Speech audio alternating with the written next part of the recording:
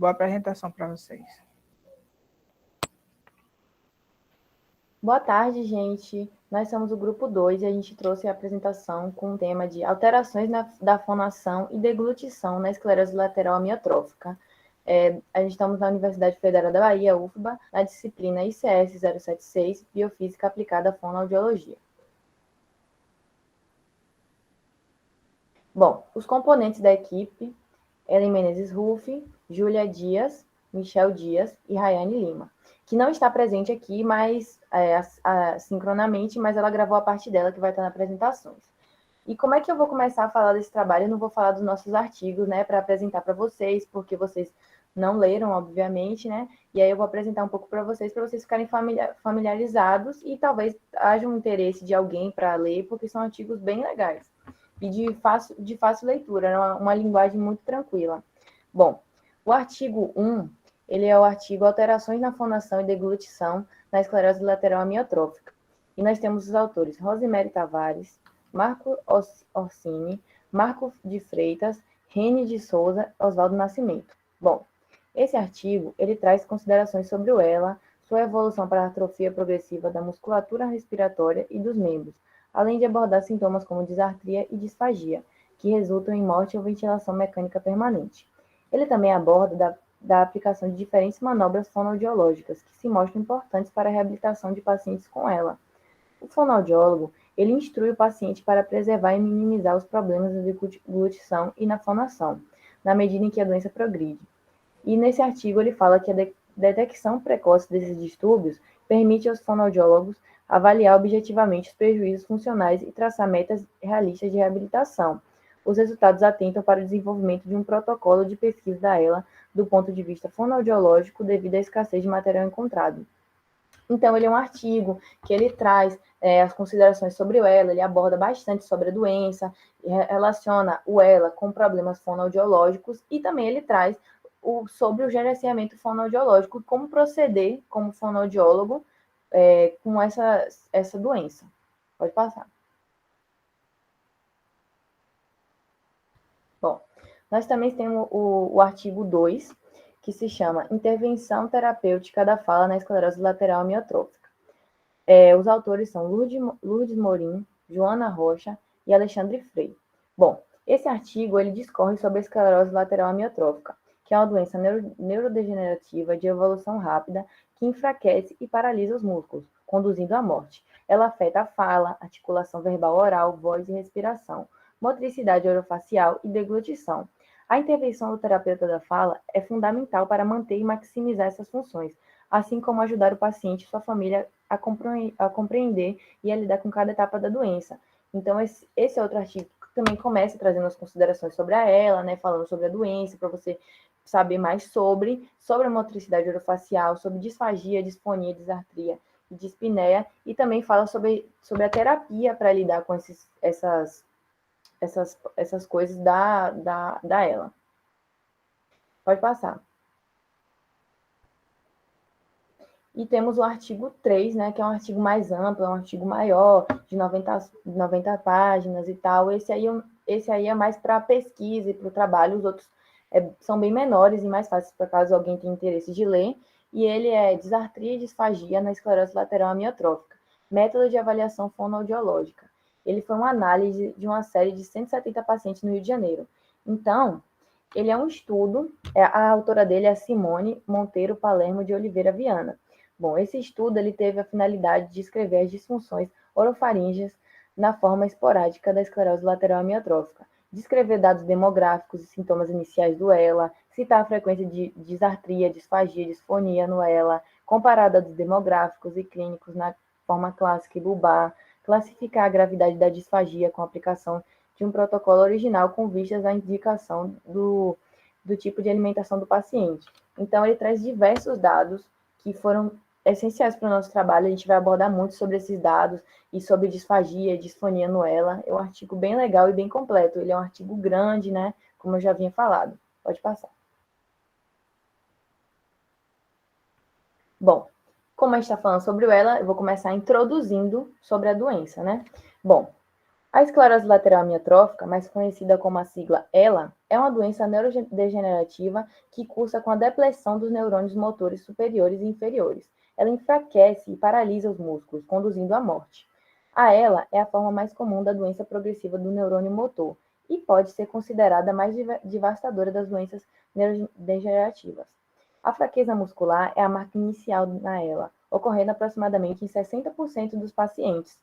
As mãos e os pés também podem ser afetados primeiro, causando dificuldade em se levantar, andar ou usar as mãos para atividades diárias como se vestir, lavar e abotoar roupas. Se a fraqueza e a paralisia continuam a se espalhar para os músculos do tronco, a doença eventualmente afeta a fala, a deglutição, mastigação e respiração. Bom, as causas do ELA, né? Ela ocorre devido à degenerância progressiva e perda neuronal das células motoras, a nível do córtex motor, tronco cerebral e medula espinhal. Os neurônios, eles perdem a capacidade de funcionar adequadamente, deixando de transmitir impulsos nervosos. Pode passar. Sobre sua etiologia. A sua etiologia ainda é desconhecida, porém alguns autores, como Marek Atial e Borba e Rockland, afirmam que a ela deriva de múltiplos fatores, tais como hereditariedade, causas genéticas, causas ambientais, morte celular programada e autoimunidade. Estudos científicos realizados demonstram que a hiperexcitosidade induzida pelo glutamato tem um papel muito relevante na morte neuronal. Trouxe aqui alguns dados, né? Na ELA, 30% dos pacientes começam com sintomas bulbares. Esses sintomas incluem disfagia, disartria e alterações fonatórias. Não está claro se o comprometimento bulbar implica na deterioração simultânea das funções, ou se elas podem ter uma evolução independente.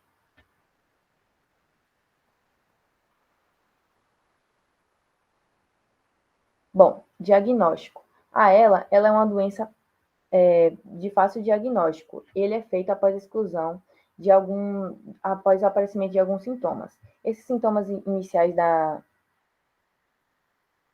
patologia, eles são semelhantes aos sintomas de diversas outras doenças neurológicas crônicas, como Parkinson, distrofia muscular, e imunológicas, como esclerose múltipla e miastenia graves. O diagnóstico dessa patologia ele se baseia em critérios clínicos. O portador de ela deve apresentar uma evolução gradual e progressiva, sem comprometimento sensitivo, incontinência esficteriana ou fraqueza ocular. Os exames clínicos para o diagnóstico de ela, trouxe alguns exemplos aqui. Nós temos eletromiografia, punção lombar, exames imagiológicos, tomografia axial computadorizada, análise de sangue, biópsias do músculo, entre outros. Bom, tratamento. Bom, não existe cura para o ELA. O tratamento ele visa atenuar os sintomas e o avanço da patologia, com o objetivo de proporcionar ao doente uma melhor qualidade de vida. Para tal, recorrem-se a medicamentos, terapias, medicinas alternativas, suplementos nutritivos e equipamentos ergoterapêuticos.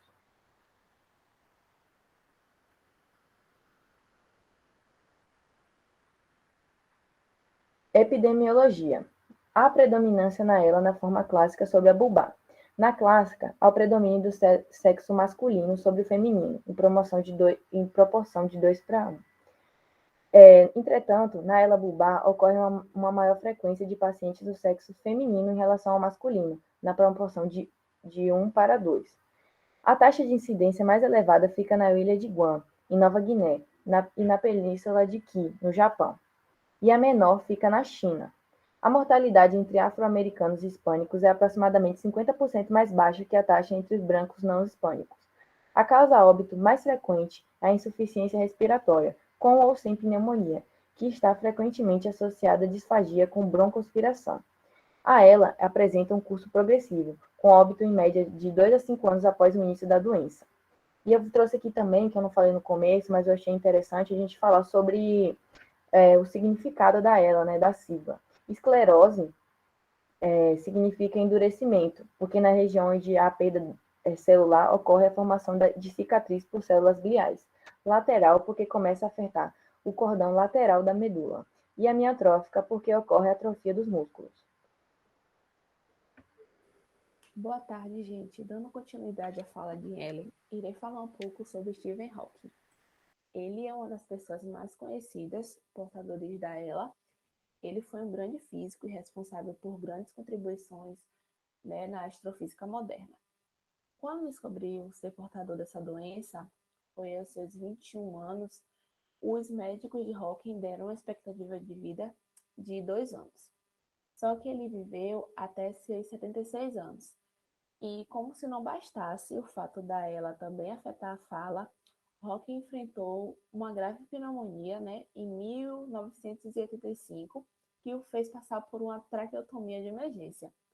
O procedimento acabou por danificar irreversivelmente as suas cordas vocais. E então, desde então, o cientista se vê obrigado a utilizar um sintetizador de voz para se comunicar com as pessoas. O Dr. Emerson Casado Gama é um médico cardiologista brasileiro.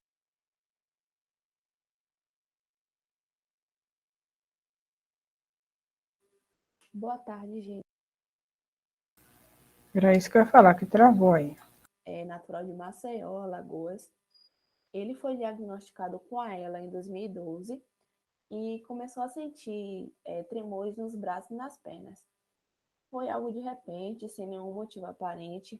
Ele passou a perceber durante as corridas diárias que sua perna direita estava diferente, era como se atrasasse o passo e não tivesse a mesma agilidade da esquerda. E pouco tempo depois surgiu o segundo sinal de que algo estava errado. Ele deixou a medicina e a vida de atleta amador para atuar como porta-voz dos portadores de esclerose lateral amiotrófica no Brasil e no exterior. Bom, ele continua seguindo a mesma linha de propósito, que é a busca da saúde coletiva. A diferença é que agora ele tem um motivo a mais para perseguir, né, que é a cura da ELA. E a ciência descobriu que esse tipo de patologia tem relação com o estresse intenso, tanto físico como mental e até mesmo emocional. E apesar de ser uma das patologias mais temidas atualmente, os pesquisadores ainda sabem pouco sobre a doença. E nos casos mais otimistas, os pacientes com sintomas iniciais da doença conseguem ter um quadro estabilizado.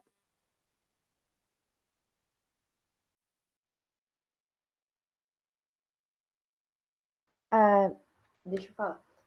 Eu trouxe aqui o trailer, né, da Teoria de Tudo, que é o filme do Stephen Hawking. Eu recomendo vocês assistirem, eu assisti, até chorei bastante, eu acho um filme bem legal. Pode ter pessoas que não conhecem ele, né, então eu achei legal a gente passar e aí fazer uma recomendação, porque o filme é bem legal. Pode passar, Michel. Come on, get up. Morning, Brian. Stephen, are you aware that you've voluntarily embarked upon a PhD in physics? Hello. Hello. Science. Arts. I'm a cosmologist. What's that? I study the marriage of space and time. The perfect couple. One never knows from where the next great leap forward is going to come, or from whom. What if I reverse time to see what happened at the beginning of time itself? Wind back the clock. Wind back the clock. Keep going. I don't know how. Yet. Keep winding. Where to? It's called motor neuron disease. Life expectancy is 2 years. I want us to be together for as long as we've got. It'll affect everything. You don't realize what lies ahead. This is going to be a very heavy defeat. But I love him. And he loves me. We're going to fight this illness together. Good luck. Why? I'll be okay. So, this black hole at the beginning of time. Brilliant. Brilliant, Stephen. Well done, Doctor. He has pneumonia. The only way he will survive will be to give him a tracheotomy. He will never speak again. Yes, he will. My name is Stephen Hawking. It's American. Is that a problem? It has been a great joy to watch this man defy every expectation, both scientific and personal. There should be no boundary to human endeavor. However bad life may seem, while there is life, there is hope. Thank you. Sorry, did you say something? I said, thank you.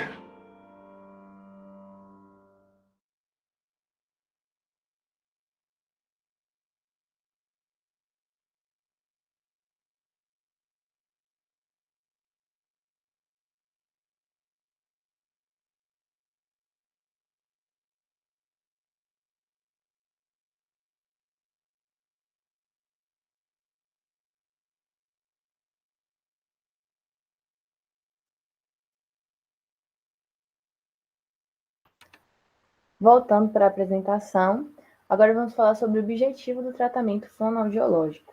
O objetivo do tratamento fonoaudiológico é para manter pelo maior tempo possível essas habilidades e para criar estratégias de comunicação alternativa quando a comunicação oral não é eficaz. Os objetivos da reabilitação são para manter a fala compreensível, utilizando exercícios de coordenação fonorrespiratória e mobilidade labial e lingual. Exercícios de reabilitação também focam as diferentes fases da deglutição para melhorar o controle oral do bolo alimentar e para aprender técnicas facilitadoras e manobras posturais que favoreçam a passagem do bolo alimentar. Programas de reabilitação são estabelecidos com bases individuais de acordo com o curso e apresentação clínica da doença.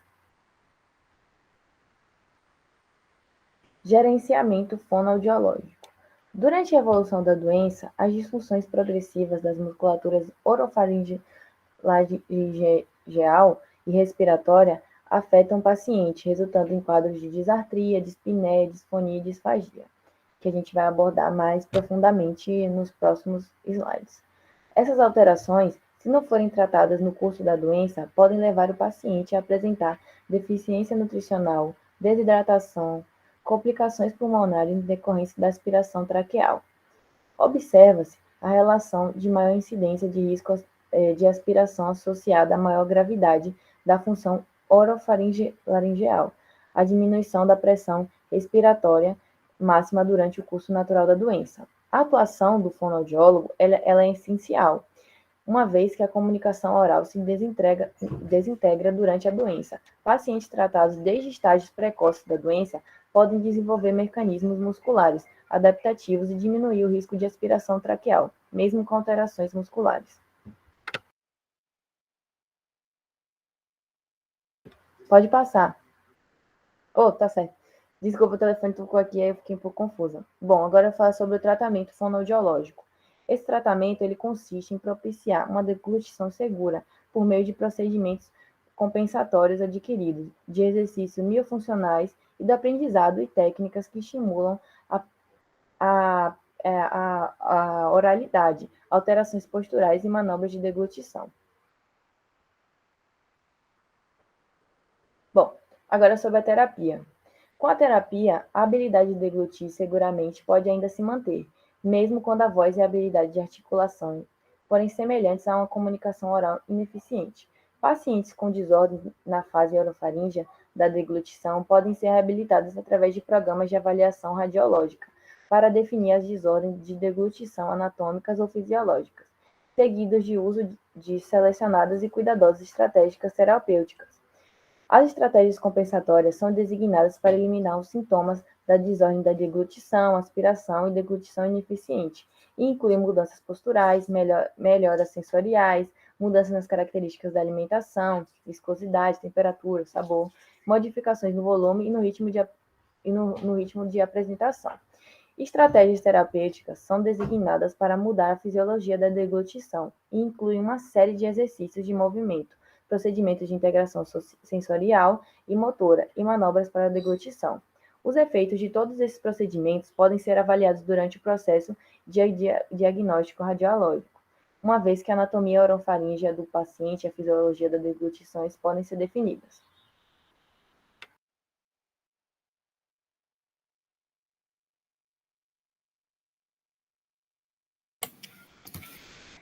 Agora, entrando um pouco sobre a avaliação fonoaudiológica, né? A avaliação feita pelo fonoaudiólogo. Baseado no artigo que coletamos, o de Casanova, de 1997, nós levantamos duas possibilidades de avaliações. A primeira, uma avaliação que é feita da musculatura e da incepção orofacial. Nessa musculatura cuticular da face, ela é examinada no repouso e ao movimento voluntário.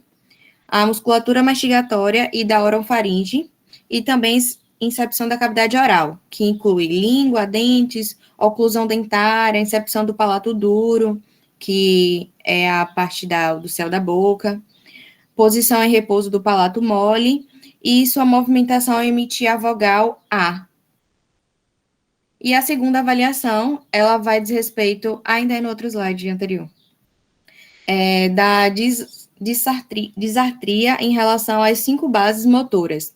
E aí, quais serão essas 5 bases motoras? Vai compreender a parte da respiração, fonação, ressonância, articulação e prosódia. E aí, o que seria essa... Pode passar o slide. O que seria essa ressonância, né? Seria esse movimento velar, a emissão vocal, né? A nasalidade, o efeito nasal. A articulação, que vai ser a inteligibilidade da fala para monossílabos e sentenças, né? Movimentos labiais que são feitos na fala, na resistência lingual e no ritmo da fala, seja ele normal ou bradilaico. E a prosódia é a velocidade de leitura de textos, a entonação, a marcação prosódica de sílaba tônica, a marcação do elemento principal na frase. E aos demais itens da avaliação, eles vão incluir a anamnese, a exclusão de outras doenças que também podem acarretar alterações na deglutição, uma testagem também funcional da deglutição sem uso de alimento. Pode passar. Outro ponto importante durante a avaliação da disartria é que seja realizada uma avaliação da base respiratória, tipo respiratório, tipo costal superior, costo lateral, diafragmática, abdominal, misto, ritmo, seja ele rápido, lento, paraxodal, e da intensidade superficial, profunda, ou em respiração vital. E aí, enquanto as bases fonatórias, a gente vai ter esse tempo máximo fonatório, né? O que seria esse tempo máximo fonatório? É também conhecido de TMF, que é uma avaliação muito utilizada na prática da clínica fonoaudiológica por meio da emissão sustentada de vocais, fricativos e da contagem de números. Não sei quem está pegando aqui saúde vocal, mas a professora falou isso na aula passada, que dessa vogal sustentada, né? Quando a gente fica por muito tempo falando a mesma vogal e você vê que a nossa voz ela não é a mesma quando se inicia, a mesma que quando se termina. Então, é utilizado esse meio da emissão sustentada de vogais, fricativos e da contagem de números, porque além de descrever o comportamento vocal, é uma avaliação de fácil obtenção e não invasiva. Então, por meio dessa avaliação é possível verificar a eficiência da coordenação entre os níveis de produção da voz, além de analisar a qualidade vocal, uma vez que alterações não percebidas na fala, elas podem ser observadas na emissão sustentada. Pode passar. Quanto às manifestações orofaríngeas. Ainda no artigo, foi descrito, né, que as manifestações clínicas da doença, como atrofias musculares, distais ou proximais dos membros superiores e inferiores e dos músculos da língua, hiperreflexia, sinal de Bambisky, ausência de alterações de sensibilidade, distúrbios efecterianos e evolução insidiosa são algumas manifestações clínicas da doença. Então, ela vai acometer as células nervosas da medula e do encéfalo, que são responsáveis pelo controle dos movimentos voluntários, causando degeneração dos neurônios motores superiores e inferiores. E aí, para superiores, a gente utiliza a sigla NMS e para superiores, NMI. e aí em graus variáveis, provocando fraqueza e atrofia dos músculos que são controlados por eles, que vão acarretar prejuízos na articulação da palavra e nas fases da deglutição. Então, a disfagia ela está presente em todos os tipos de ela, embora o curso clínico e o tempo de início eles sejam diferentes. Né? Os pacientes com ela bulbar, eles apresentam disfagia oral e faríngea, que são caracterizadas por redução da mobilidade da língua e do controle do bolo alimentar oral. Essa demora no desencadeamento da resposta de deglutição faríngea, uma redução da contração e elevação faríngea, resíduos na parede da faríngea, penetração laríngea e aspiração. Pode passar. Pode passar, acabei de falar. Dando continuidade, agora iremos falar sobre estudo de fala, respiração e deglutição. Tem como aumentar um pouquinho? Eu não estou ouvindo, Rayane. Um pouco o slide, que é por conta do aplicativo que eu estou usando. Bom, para começarmos, vamos falar sobre a disfonia. Ela desempenha um papel importante no diagnóstico diferencial e o seu principal sintoma no doente com ela é a rouquidão. Porém, outros distúrbios locais estão presentes, como a voz apresentar-se tensa, soprosa, áspera, de frequência grave e intensidade baixa. Bom, a disartria pode apresentar uma disartria flácida e espática. E em estágios mais avançados da doença, é comum apresentar uma disartria mista, com características flácidas e espáticas. Para entender melhor, vamos falar um pouco sobre a disartria flácida. Ela se refere a uma difusão do neurônio motor inferior, causando fraqueza da musculatura lingual, que podem ser causadas por lesões nos nervos cranianos ou difusão dos nervos espinhais. Já na disartria espástica, é resultado de uma lesão no neurônio motor superior bilateral, ocorrendo o comprometimento bilateral das vias piramidais e também extrapiramidais, e a fala é caracterizada por uma velocidade lenta, consoantes e vogais imprecisas e frases curtas. Temos também a disartria mista, né, como foi falada, que envolve uma combinação de 2 ou mais tipos de disartria, e temos também a hipocinéticas, que manifestam-se sobre uma forma de hipocinesia, bradicinesia, rigidez, tremor e limitações dos atos espontâneos e associados. E a disartria táxica está ligada a lesões no cerebelo, evidenciadas em doenças como encefalites, acometimento tóxicos e lesões vasculares desmielinizantes. E temos também a hipercinéticas, que ocorre com pacientes que apresentam distúrbios do movimento, atetose, coreia, discinesias, distonias e mioclonia de palato e tremores da voz. Agora vamos para a dispneia. A respiração está diretamente relacionada com a fonação, assim como a proteção das vias aéreas durante a deglutição. Então, qualquer alteração que ocorra pode comprometer o sincronismo necessário.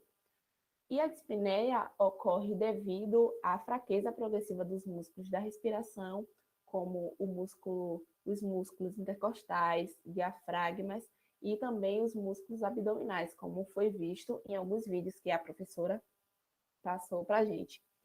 E com a progressão da doença, a fraqueza dos músculos bulbares e expiratórios é uma grande razão para a necessidade do uso da traqueostomia. Temos também a disfagia, que é um sintoma meio que inevitável, né, em pacientes com ela. E a disfagia é caracterizada por um prejuízo na fase oral da deglutição, o que tem um impacto direto e mais forte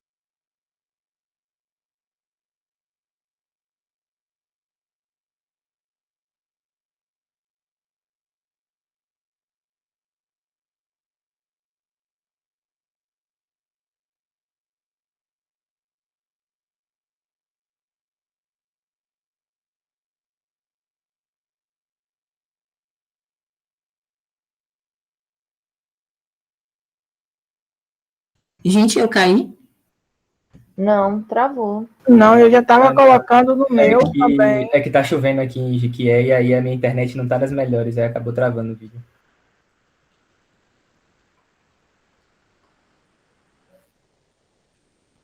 E eu já estava colocando no meu Ava, eu achei que, no meu celular, eu achei que era o meu aqui. Gente, aqui essa chuva acaba. Riachão tava chovendo demais, parou hoje. Foi mesmo. Aqui em Jequié tem um mês que não ficou sem chover um dia. Todos os dias tá chovendo.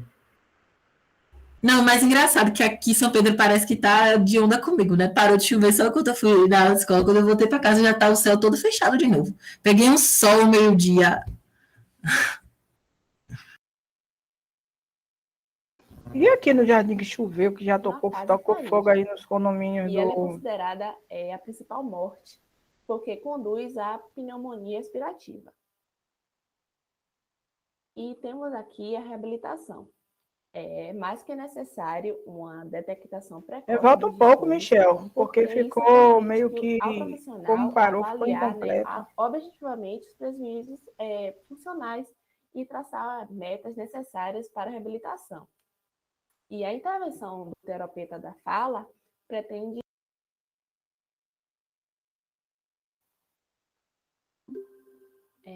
Acho que vai ter que passar de novo, porque eu não consegui voltar só um pouquinho. de fala, respiração e deglutição do elo. Pode ser que desfigure um pouco o slide, que é por conta do aplicativo que eu estou usando. Bom, para começarmos, vamos falar sobre a disfonia. Ela desempenha um papel importante no diagnóstico diferencial e o seu principal sintoma em um doente com ela é a rouquidão. Porém, outros distúrbios vocais estão presentes, como a voz apresentar-se tensa, soprosa, áspera, de frequência grave e intensidade baixa.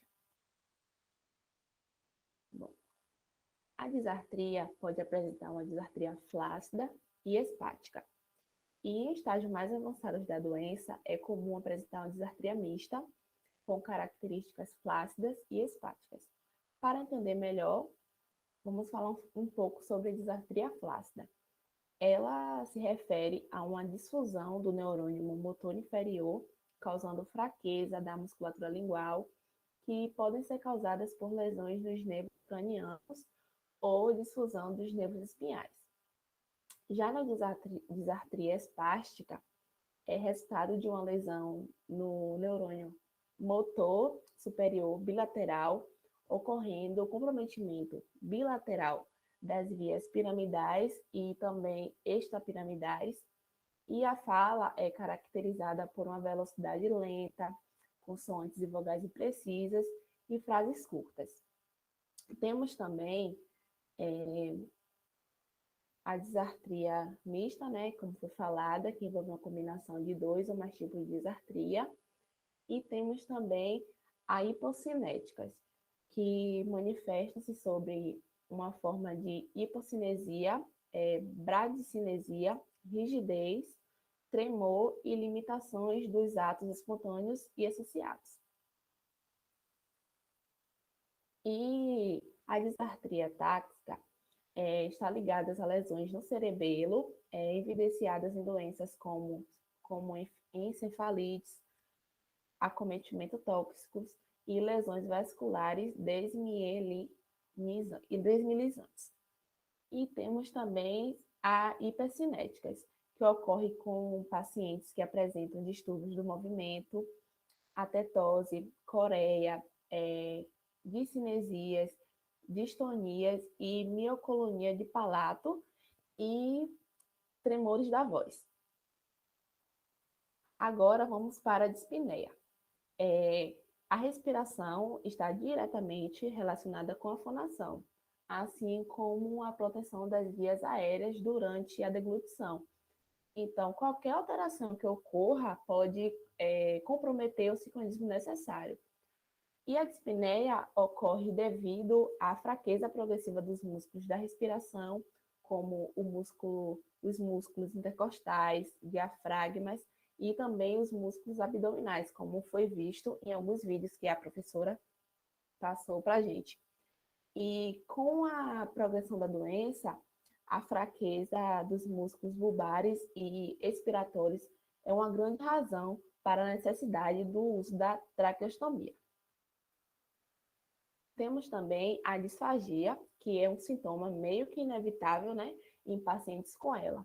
E a disfagia é caracterizada por um prejuízo na fase oral da deglutição, o que tem um impacto direto e mais forte na fase faríngea. E ela é considerada a principal morte, porque conduz à pneumonia expirativa. E temos aqui a reabilitação. É mais que necessário uma detectação precoce dos distúrbios, porque isso permite que ao profissional avaliar, né, objetivamente os prejuízos funcionais e traçar metas necessárias para a reabilitação. E a intervenção do terapeuta da fala pretende preservar também e diminuir algumas funções, como a respiração, fonação, comunicação, mastigação e deglutição, para assim ajudar também o paciente e a sua família para poder compreender e lidar com cada etapa da doença. O tratamento deve proporcionar a maior autonomia possível e bem-estar, uma boa comunicação, ambiente digno e adequado, tendo em vista sempre a atenção à saúde mental e física do sujeito e seus familiares. E com a terapia, a habilidade de deglutir seguramente pode ainda se manter mesmo quando a voz e a habilidade da deglutição forem semelhantes a uma comunicação oral eficiente. E temos também o tratamento, que até então é feito sobre o remédio Riluzol, que tem a foto aqui embaixo, e é o primeiro e único medicamento específico para doentes com ela.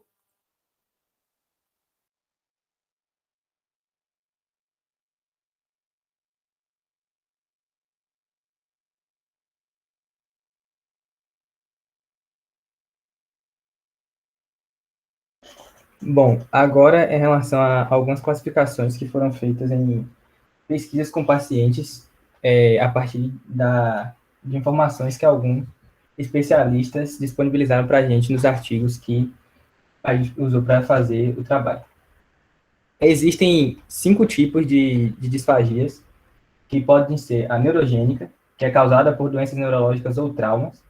E, nesses casos, algumas doenças que podem causar disfasia são o AVC, acidente vascular cerebral, o traumatismo craniano, doença de Parkinson, alguns outros distúrbios de movimento e a própria ela, que é o nosso foco. Pode existir também a disfagia mecânica, que ocorre pela perda do controle do bolo alimentar pelas estruturas que são necessárias para completar todo o processo de deglutição normal. Pode também acontecer a disfagia, que a gente chama de presbifagia, que ela encontra-se presente no processo natural de envelhecimento do ser humano, onde ocorre uma redução da funcionalidade de vários dos órgãos e sistemas que agem na deglutição. Aí tem também a disfagia psicogênica, que é em função da manifestação de quadros ansiosos, depressivos, ou até conversivos de causas emocionais ou psíquicas, e a disfagia medicamentosa, que alguns medicamentos podem desencadear a disfagia como efeito colateral. Existem vários medicamentos que podem afetar as fases oral e faríngea da deglutição, como medicamentos neurolépticos, sedativos, diuréticos, anestesias e anticolinérgicos. Em relação à avaliação da disfagia, segundo Chiappetta, em sua anamnese, ele primeiro verifica a saúde geral do paciente e o seu sistema estomatognático. E depois, na avaliação funcional com dieta, ele faz uma avaliação funcional da respiração e da mastigação e a coordenação entre a mastigação e a deglutição. Depois faz mais uma avaliação separada da deglutição em relação à saliva, o líquido, o volume da saliva e o bolo alimentar, se fica pastoso, também o volume dele. E, de novo, mais uma vez, um exercício de coordenação entre a respiração e a deglutição. E em avaliações sem dieta, ele faz uma avaliação mais estrutural, em relação ao aspecto da face do paciente, postura da cabeça, se existe alguma atrofia, como está a cavidade oral, como está o palato duro, palato mole, lábios, língua, bochecha, etc. Em relação à avaliação da disfagia por Jacob Levi e Silva, na anamnese eles fazem uma investigação clínica, fazem uma investigação da dieta do paciente, se ele usa alguma via alternativa, via oral, se faz uma dieta parcial, como está a dieta atual dele. Também verifica a condição respiratória, se existe alguma complicação respiratória no paciente, e também verifica se existe algum comprometimento motor ou cognitivo.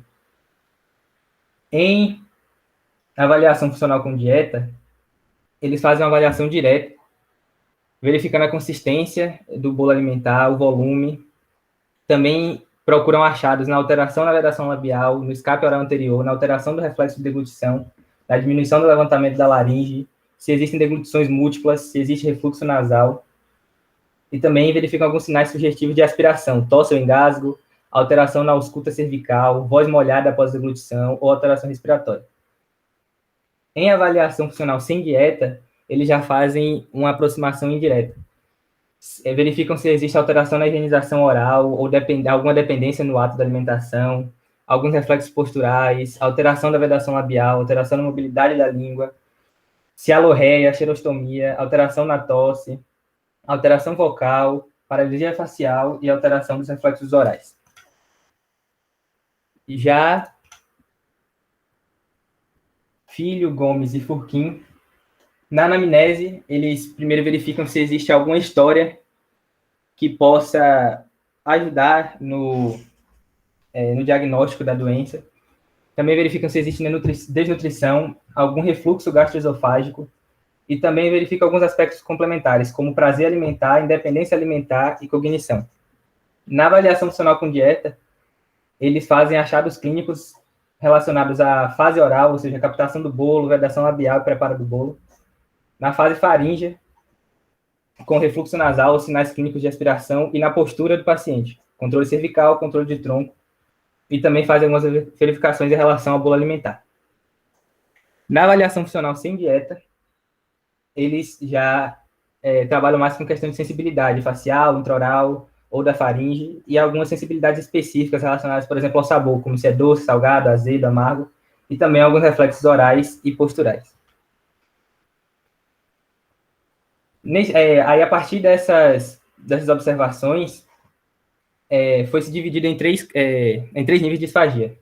A disfagia leve, que se caracteriza com alteração do esfíncter labial, incoordenação de língua, atraso para desencadear o reflexo de deglutição, ausência de tosse, sem redução acentuada da elevação da laringe, sem alteração da qualidade vocal após deglutição, e a ausculta cervical sem alteração. A disfagia moderada, que também tem alteração do esfíncter labial, incoordenação da língua, atraso ou ausência do reflexo de deglutição, ausência de tosse, presença de tosse antes da deglutição ou após a deglutição, redução e elevação da laringe, alteração da qualidade vocal após a deglutição e a ausculta cervical alterada. E a disfagia severa, onde tem atraso ou ausência do reflexo de deglutição, redução na elevação da laringe, ausência de tosse, presença de tosse antes, durante ou após a deglutição, alteração de qualidade vocal após a deglutição, alteração respiratória, evidente deglutição incompleta e ausculta cervical inalterada. Já nas avaliações da disartria, a gente começa com Ortiz, que faz também uma anamnese, assim como qualquer especialista faz.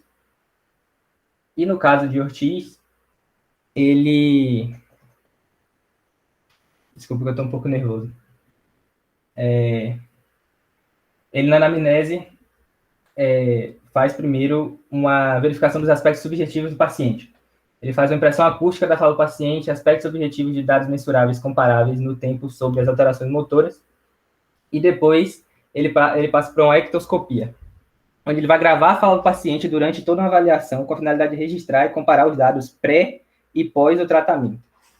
Também faz uma avaliação dos movimentos isolados e alternados envolvendo a musculatura da face, faz uma avaliação dos movimentos da fala, faz uma avaliação dos movimentos que ocorrem com força e no tempo esperado, e também verifica se são simétricos, se há presença de movimentos associados, se os movimentos são consistentes e regulares, se ocorre alguma deteriorização progressiva na performance. Também verifica se são movimentos grosseiros e se o paciente é ou não capaz de realizar tais movimentos. E com isso, ele também faz uma avaliação das bases motoras da fala, com relação à base respiratória, com velocidade, tipo respiratório e capacidade vital. Algumas avaliações das bases fonatórias constando de 8 subitens, tempo máximo fonatório de alguns fonemas e a relação entre o S e o Z. E também palavras por expiração na contagem de números, leitura de textos e conversação. Qualidade vocal, ataque vocal, intensidade, altura, frequência, estabilidade ou até flutuações na frequência e intensidade vocal. Também faz algumas verificações em relação à articulação, como a inteligibilidade da fala para monossílabas e sentenças e movimentos labiais na fala e resistência lingual ativa. Também faz verificações na prosódia, como a velocidade de leitura de textos, entonação, marcação prosódica da sílaba tônica, marcação do elemento principal dentro das frases.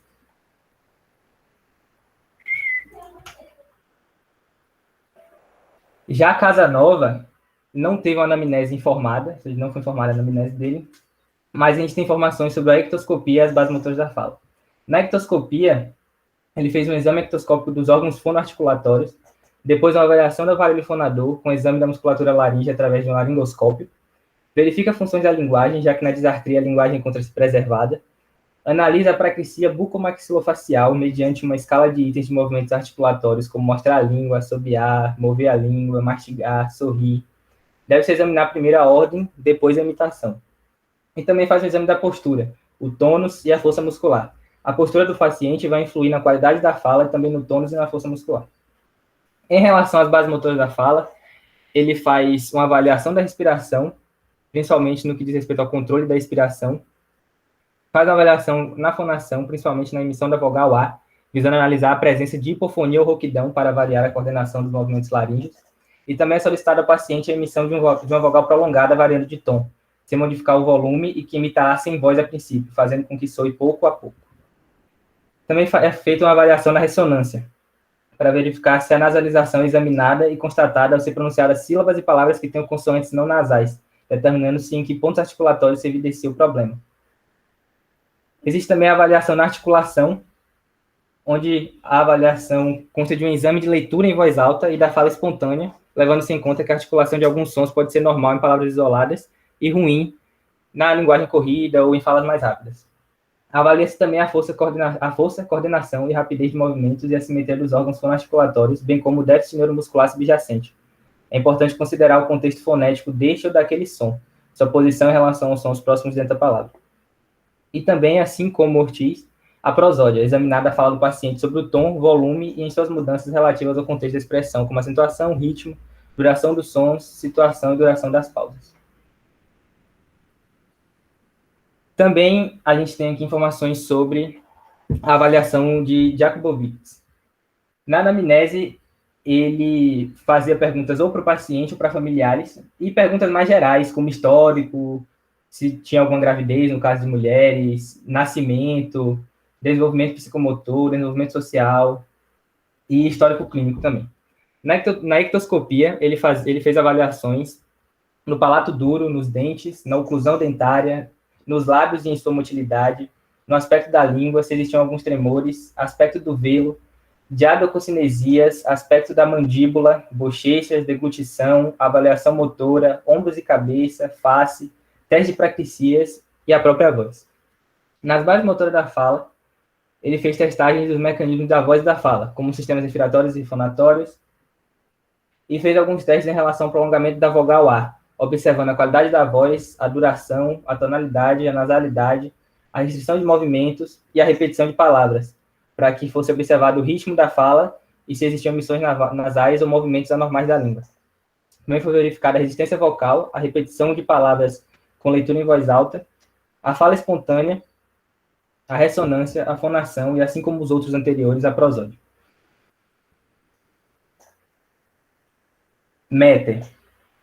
Na anamnese, ele fazia uma avaliação da função respiratória através do exame físico e de testes especiais de laboratório, verificando a dispneia no descanso ou na execução, presença de tosse na produção de esputo, se é fumante, ou sintomas causados por dor, patologias de laringe, mudanças de voz, controle do esfíncter, tosse, deglutição, dificuldades respiratórias, se a articulação é normal ou anormal. Na ectoscopia, foi feita uma inspeção da cavidade oral, a palpação das estruturas intraorais, incluindo o exame da língua, dentes, maloclusão, palato duro, palato mole e da faringe. A coloração da mucosa deve ser rosa quando iluminada e verificar a audição, se for observada qualquer evidência de anormalidade. Em relação às bases motoras da fala, foram feitas análises na respiração, na fonação, na ressonância, na articulação, na prosódia.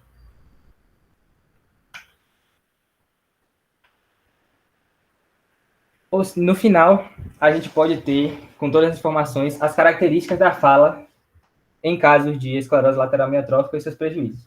Segundo Murdoch, espasmos na língua, presença de reflexos primitivos e fasciculações, fraqueza, atrofia, mobilidade reduzida da língua, disfunção muscular do lábio e da mandíbula. Segundo Metter, disfunção fonatória presente tanto com hipercontração como hipofonação, qualidade vocal de força estrangulada severa, aspereza, intensidade baixa, desarticulação generalizada. Segundo Kent e outros, erros fonéticos e erros fonatórios. Essas são as nossas referências e agradecemos pela atenção.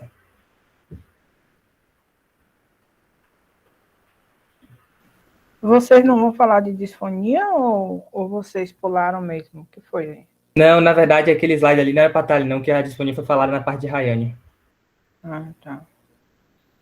Parabéns pela apresentação, meninos. No final, entre mortos e feridos, todos se salvaram, não foi? Abro a palavra agora para os colegas.